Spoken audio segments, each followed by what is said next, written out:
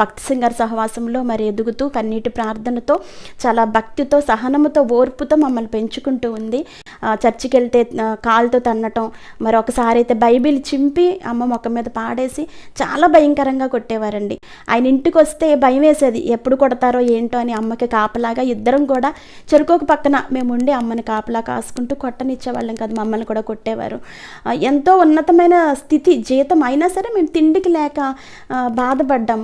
ఎవరో మరి పచ్చడి ఏంటంటే ఆయిల్ కలపలేని పచ్చడి, మామిడికాయ బద్దలకి ఉప్పు కారం పట్టించిస్తే అవి కొన్ని నెలలు మేము అదొక్కటే గంజితో తిన్న రోజులు మాకు గుర్తున్నాయి. ఉద్యోగస్తుల పిల్లలమే కానీ తిండికి లేని పరిస్థితులు మేము చాలా ఫేస్ చేసాము.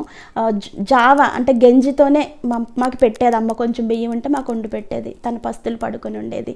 ఇలాంటి ఒక భయంకరమైన పరిస్థితులు మేము ఉన్నప్పుడు మా తాతయ్య గారు మమ్మల్ని ఆదరించి పోషిస్తూ ఉండేవారు.